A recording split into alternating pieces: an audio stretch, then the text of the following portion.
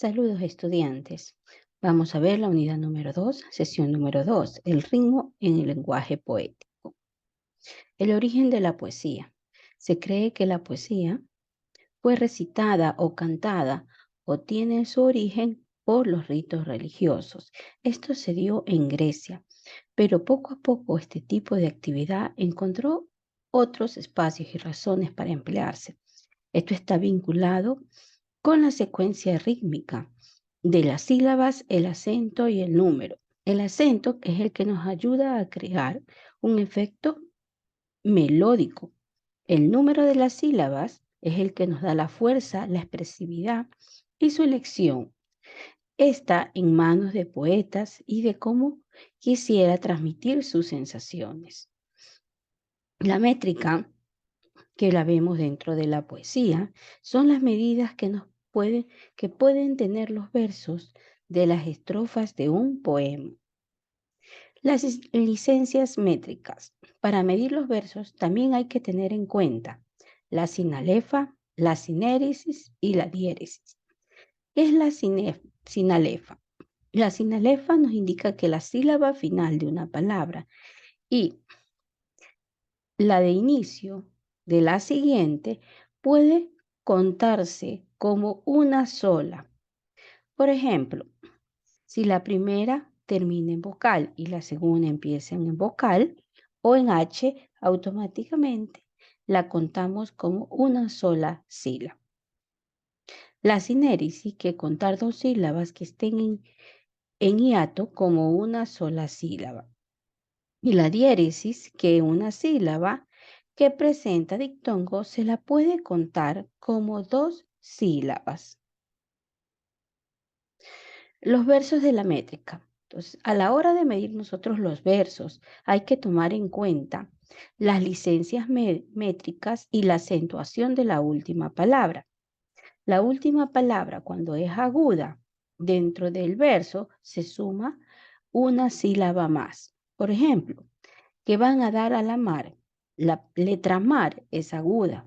Por ende, al sumar todas las sílabas, tenemos 7, pero como la ley me dice, la licencia métrica me dice que cuando es aguda tengo que poner más 1, vendría a ser ese verso de 8 sílabas. La última palabra, cuando es grave o es llana, no se suma ni se resta, queda igual. Como vemos en el ejemplo, nuestras vidas son los ríos. Aquí existen 8 sílabas, por ende quedan 8 sílabas. La otra regla es que cuando son palabras esdrújulas, se resta una sílaba, como vemos en el ejemplo. Detrás de las torres de Córdoba, detrás de las torres de Córdoba, la última palabra es esdrújula, restamos 1 y quedaría de 8. Vemos que las licencias métricas en cuanto a la sinalefa, el hiato, la diéresis y la sinéresis también tienen que ver mucho.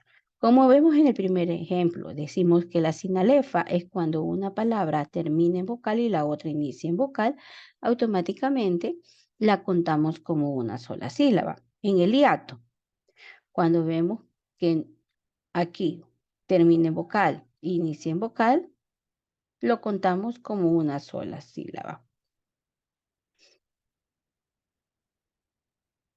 Diéresis, vemos aquí la diéresis, ¿no es verdad? Que puede dividirla, pero la contamos unida. Y la sinéresis, cuando vemos que en una palabra está formado por dictongos. Contamos como una sola sílaba. La métrica también tiene sus clases de versos. Arte menor decimos cuando tiene menos de 8 sílabas. Cuando tiene 2 sílabas es bisílabo. Cuando tiene 3, trisílabo. Cuando es 4, tetrasílabo. Cuando tiene 5, pentasílabo. Cuando tiene 6, hexasílabo. Cuando tiene 7, heptaxílabo. Cuando tiene 8, octasílabo. Cuando tiene 9, que ya vienen a ser los artes mayores, de 9 para arriba es eneasílabo, decasílabo, endecasílabo,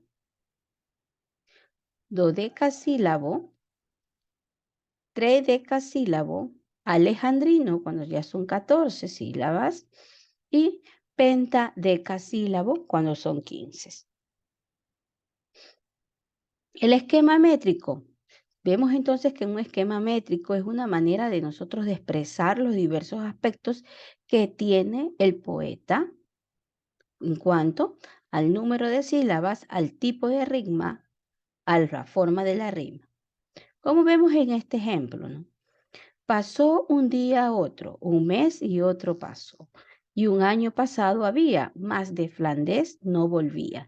Diego que al Flandes partió. Esta estrofa tiene 5 versos. El primer verso tiene el número de sílabas 8, más la rima es A. El segundo tiene 7 más 1 porque pasó es aguda, sumamos 1.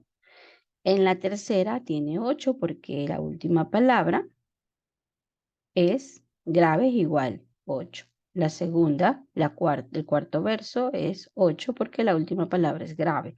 Y la quinta, la última palabra es aguda más 1, automáticamente es de 8. Mientras que las rimas vemos que varían. Por lo tanto, el esquema métrico quedaría 8A, 8B, 8A, 8A, 8B. Corresponde a un esquema de la quinta quintilla. ¿Por qué quintilla? ¿Tiene cuántos versos?